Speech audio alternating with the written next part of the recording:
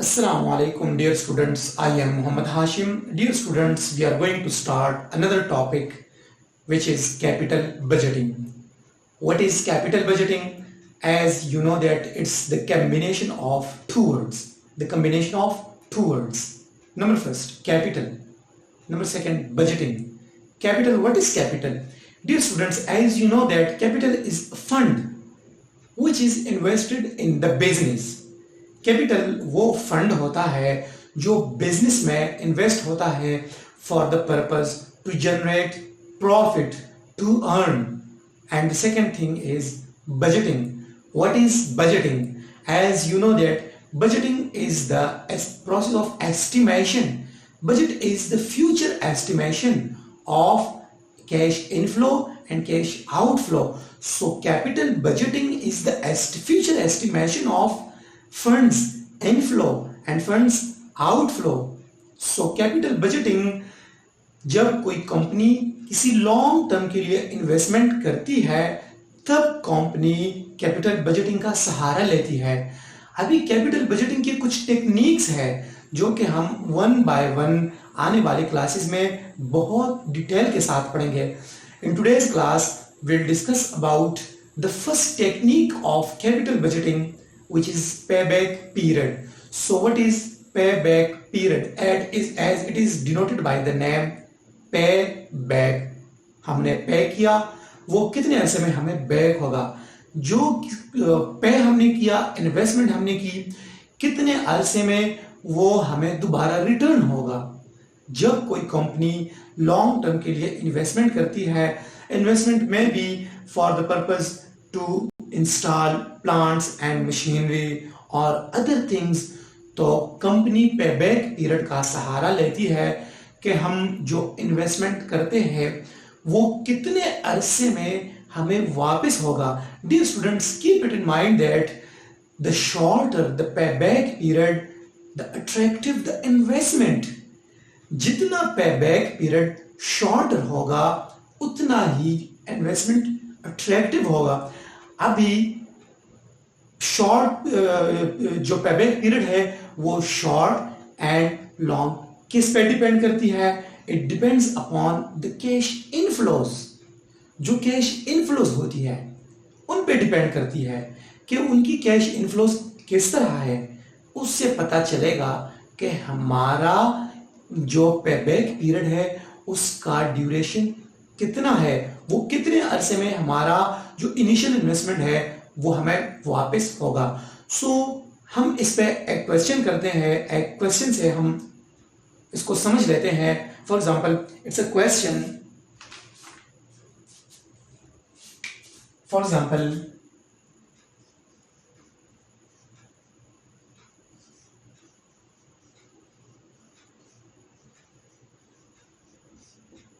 initial investment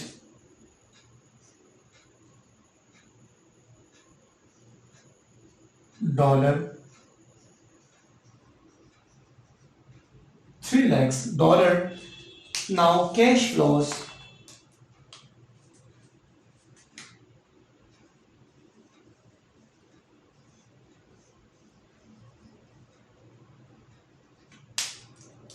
it's year 1, year 2, year 3, year 4, year 5. There are our cash flows. So year 1 60,000, year 2 90,000, 3 90,000, 120,000,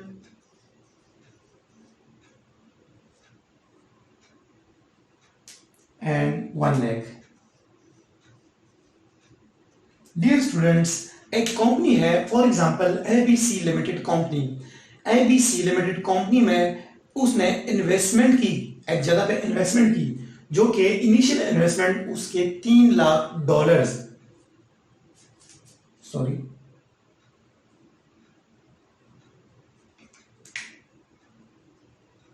$3 lakh उसकी initial investment थी.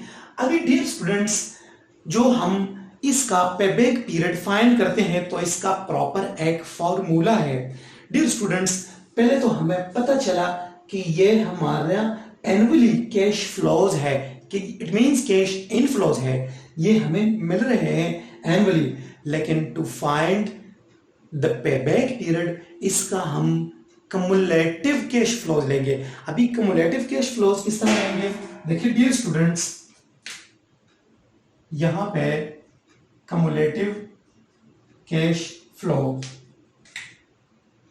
This is 60,000 plus 90,000,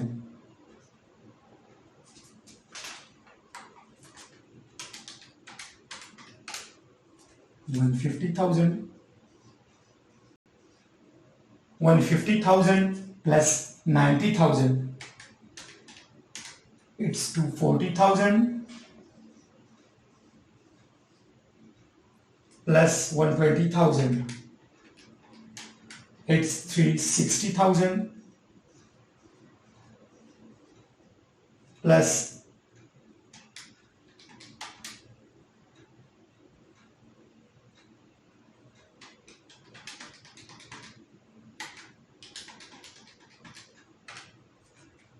4,60,000। Dear students, ये हुई हमारी cumulative cash flows. अभी इसका जिस तरह मैंने कहा कि इसका प्रॉपर एक फॉर्मूला है पेबैक पीरियड का, so formula is A plus B minus C divided by D. Now what is A, what is B, what is C, what is D? So, whereas A is equal to year before recovery, while B is initial investment, C is cumulative return before recovery year,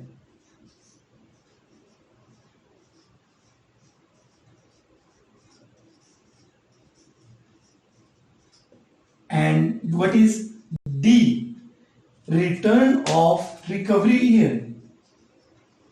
देखिए यहां पे cumulative return है, ये सिर्फ return है, return of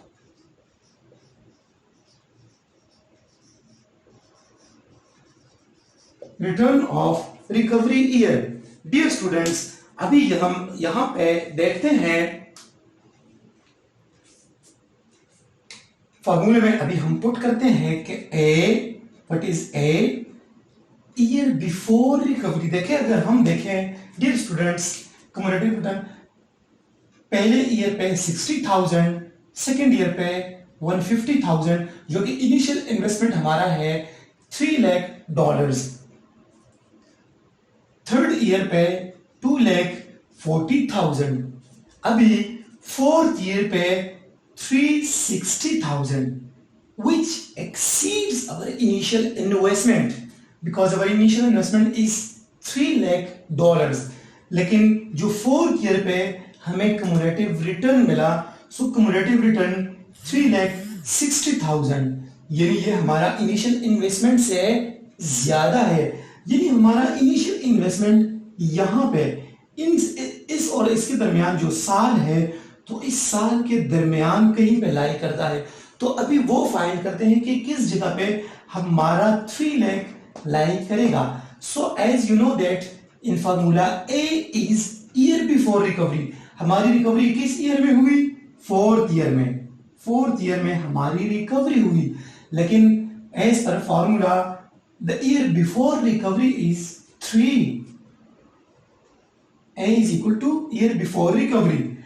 इस year में, छोटे ईयर में हमारी रिकवरी हुई, लेकिन year before recovery A, put in the formula plus B. What is B? B is initial investment which is 3 lakh, minus C. What is C? This is B, this is A, and what is C? Cumulative return before recovery year.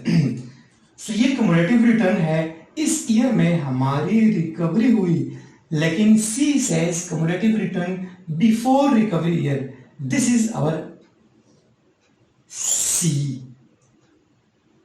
समझे? जो हमारे जिस year में हमारी recovery हुई उससे एक साल पहले, that is our cumulative return before recovery year, C, that is 240,000 divided by C. D, what is D? Return. देखिए यहां पे cumulative return की बात की गई, यहां पे return of recovery year. So what is, इस साल में हमारी रिकवरी हुई, इस साल में छोटे ईयर में, तो छोटे ईयर में जो रिटर्न है हम ये रिटर्न लेंगे, बिकॉज फॉर्मूले में यह है कि D return of recovery year. So return क्या है हमारे पास रिकवरी ईयर में? 120,000. Dear students, now start the calculation. 3 lakh minus 240,000. So यहाँ पे क्या? 60,000 divided by this 120,000. Now divide 60,000 by 120,000. It becomes 3 plus 0.5 plus 3.5. Our payback period is 3.5 years. 3.5 years में जो investment company ने की थी, for example it is ABC limited company. ABC limited company ने ये इनिशियल इन्वेस्टमेंट की थी और उसको एनुअली ये कैश फ्लोज मिल रही थी. तो इस लिहाज से जब इसको ये कैश फ्लोज मिल रही थी, इस हिसाब से इस company, for example ABC company, इसकी पेबैक पीरियड 3.5 इयर्स है. 3.5 इयर्स में कंपनी को ये अपना इनिशियल इन्वेस्टमेंट वापस मिलेगा. बाकी जितनी भी उसकी लाइफ है, फॉर एग्जांपल मशीनें इंस्टॉल की है उसकी लाइफ है, या कहाँ पे एग्रीमेंट की है वो, एज पर दैट एग्रीमेंट वो कंपनी का प्रॉफिट है. इससे एक्सपेंसेस वगैरह डिडक्ट नहीं होते. ये सिर्फ यहाँ पे कैश फ्लो की बात हो रही है, ना डिप्रेसिएशन एक्सपेंसेस से डिडक्ट होगी, ये बात जहन में याद रखें, ना कोई और एक्सपेंसेस, सिर्फ कैश फ्लोज की बात हो रही है. सो उम्मीद है कि आपको समझ आ गया होगा. कोई क्वेश्चन हो तो काइंडली कमेंट बॉक्स में जरूर पूछें. Thank you.